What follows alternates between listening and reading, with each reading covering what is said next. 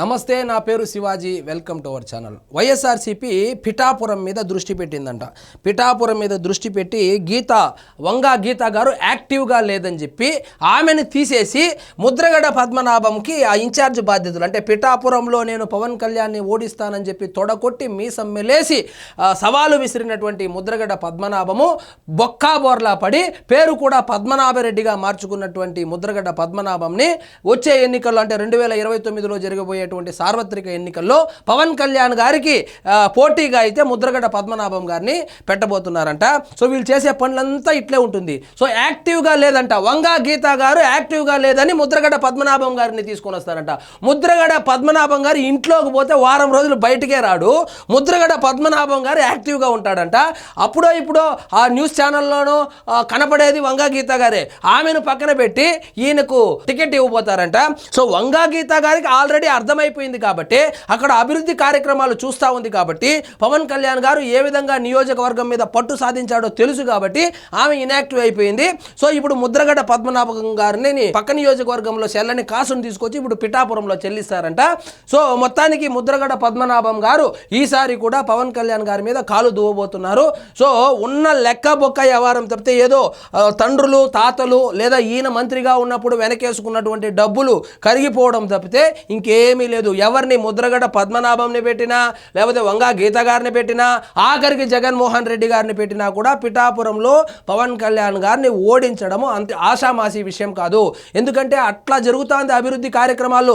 కని విని ఎరుగని రీతిలో ఆ నియోజకవర్గం పుట్టినప్పటి నుంచి ఇప్పటి వరకు ఎంత అభివృద్ధి జరిగిందో ఈ 18 నెలల్లోనే అంత అభివృద్ధి చేసి చూపించాడు.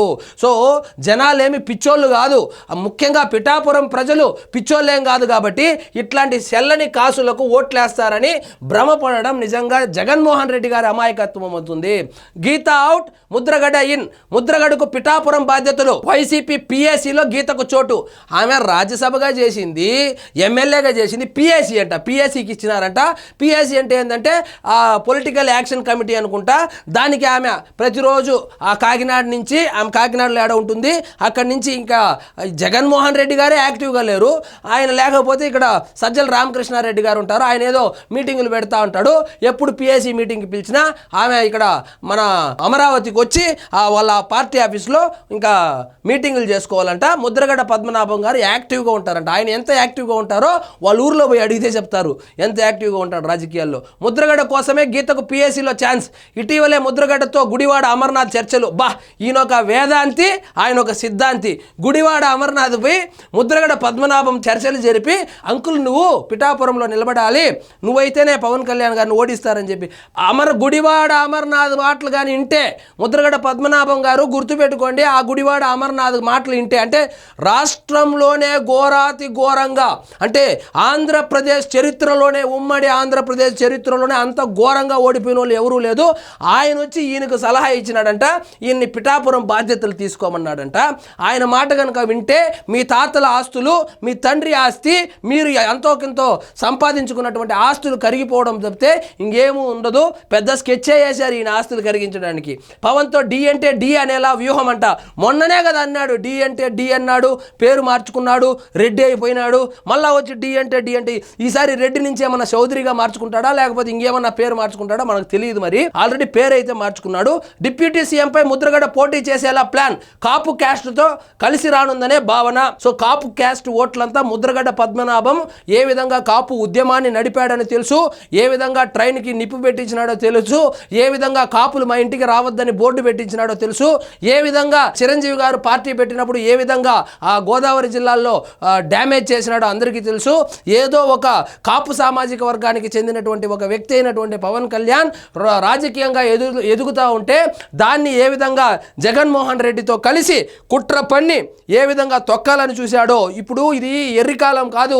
కాపు యువకులు చాలా విజ్ఞతతో ఆలోచించే వాళ్ళు పవన్ కళ్యాణ్ వెంట, కూటమి వెంట నడుస్తూ ఉన్నారు. కాబట్టి ఇదంతా 1947లో ఇట్లాంటి స్టంట్లు వేసింటే నడుస్తుంది. కానీ ఇప్పుడు 2025, 26 కూడా వచ్చింది. ఇప్పుడు కూడా ముద్రగడ పద్మనాభంని ఎవరైనా నమ్ముతారు అంటే ఇంకా వాళ్ళ విజ్ఞతకే వదిలేయాలి. కాపు క్యాస్ట్తో కలిసి రానుందనే భావన.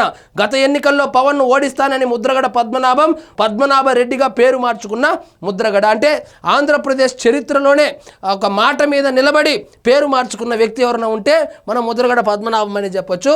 ముద్రగడ పద్మనాభం అనే ఆయన ఒక ఎక్స్పైర్ అయిపోయినటువంటి మెడిసిన్ లాంటి వాడు. ఆ మెడిసిన్ని చూసి చూసి చూసి జనాలకు విరక్తి వచ్చేసింది. కాపు ఉద్యమం అన్నాడు, ఆ కాపుల కోసం పోరాడతానన్నాడు. ఎప్పుడు తెలుగుదేశం పార్టీ అధికారంలో ఉంటే ఈయనకు కాపులు గుర్తుకొస్తారు, కాపు ఉద్యమం గుర్తొస్తుంది. జగన్మోహన్ రెడ్డి గారితోనో లేకపోతే వాళ్ళ నాన్నతోనో కలుసుకొని ఆ కాపు ఉద్యమాన్ని నడపడము, వాళ్ళంతా ఒక 10 మందిని పోగేసుకొని ఏదో కొంచెం బిల్డప్ ఇవ్వడము, గంట గెరటెత్తుకొని కొట్టి. సో ఆ కాపు ఉద్యమం నాయకుడు కాదు ఈయన. కాపు ఉద్యమాన్ని ఎవరైనా నీరుగార్చినటువంటి వ్యక్తి ఆంధ్రప్రదేశ్లో ఉన్నారు అంటే ముద్రగడ పద్మనాభమే.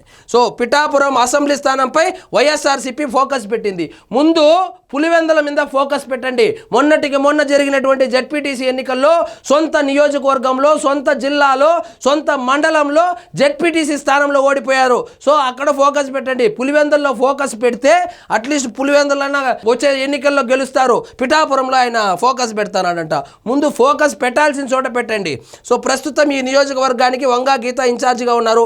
ఆమెను తప్పించి ముద్రగడ పద్మనాభం అలియాస్ పద్మనాభరెడ్డికి ఇన్ఛార్జ్ పదవి కట్టబెట్టాలని ఫ్యాన్ పార్టీ భావిస్తుందని ప్రచారం సాగుతుంది. ఒకవేళ ఇదే గనుక నిజమై ముద్రగడ పద్మనాభం గనుక 2029లో పవన్ కళ్యాణ్ మీద పిఠాపురంలో పోటీ చేస్తే అసలు ప్రచారానికి కూడా వెళ్లకుండా పవన్ కళ్యాణ్ గెలుస్తాడు. ఖచ్చితంగా ఈ వీడియో డౌన్లోడ్ చేసి పెట్టుకోండి. 2029 ఎన్నికల తర్వాత మాట్లాడుకుందాం. అంతో ఇంతో పోటీ 40,000 50,000 ఓట్లు వచ్చిందంటే ఆమె గతంలో కూడా అక్కడ పనిచేసింది, ఎంపీగా చేసింది.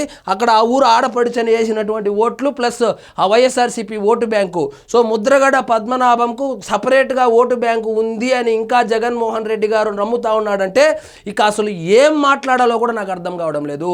ఈయన్ని పక్కన పెట్టుకుంటే 10 ఓట్లు పోయేదే కానీ 10 ఓట్లు వచ్చేది ఉండదు. గత ఎన్నికల్లో వైసీపీ అభ్యర్థిగా పోటీ చేసి ఓటమి పాలయ్యారు. అప్పటి నుంచి ఆమె అంతగా యాక్టివ్గా లేదంట. వంగా గీత గారు అంతగా యాక్టివ్గా లేదంట. పార్టీ అధ్యక్షుడైనటువంటి జగన్మోహన్ రెడ్డి గారే యాక్టివ్గా లేదు. ఇంకా వాళ్ళు యాక్టివ్గా ఆడించుంటారు. ఈయన ఒక స్టేట్మెంట్ ఇస్తాడు, వెళ్ళి బెంగళూరులో కూర్చుంటాడు. ఈ మెడికల్ కాలేజీల గురించి ఈ పోరాటం చేయండి అని చెప్తాడు, ఆ ఎలాంకల పోతాడు. సో పార్టీ అధ్యక్షుడే యాక్టివ్గా లేదు అంటే ఇప్పుడు యాక్టివ్గా లేని వాళ్ళనంతా తీసేయాలంటే ముందు తీసేయాల్సింది జగన్మోహన్ రెడ్డి గారిని తీసేసి వేరే పదవి ఇచ్చి కొత్తని ఎన్నుకోవాలా. సో జగన్మోహన్ రెడ్డి గారే యాక్టివ్గా లేరు. ఆయనంట వంగా గీత గారు యాక్టివ్గా లేదని ఆమెను తప్పించి బాగా యాక్టివ్గా అంట. ఈయన 35-40 సంవత్సరాలు అయింది యాక్టివ్గా ఉండే రాజకీయాల్లో. ఒక రోజు బయటకు వస్తే 1 సంవత్సరం మళ్ళీ కనపడ్డు. ఆయన యాక్టివ్గా ఉంటాడని ఆయనకి ఇస్తాన్నారట. సో మొత్తానికి అది వాళ్ళ అంతర్గత విషయము. సో మొత్తానికి ముద్రగడ పద్మనాభం గారిని మరొక్కసారి బకరాని చేయబోతున్నారు. సో ఆయన గనక ఇస్తే ఉండే ఆస్తులు కరిగిపోవడం తప్ప అక్కడ చేసేదేమీ లేదు. సో ఇదండి ఈరోజు మన టాపిక్. మీకు ఈ వీడియో నచ్చినట్లయితే లైక్ చేయండి, షేర్ చేయండి, ఛానల్ మాత్రం సబ్స్క్రైబ్ చేసుకోవడం మర్చిపోవద్దు.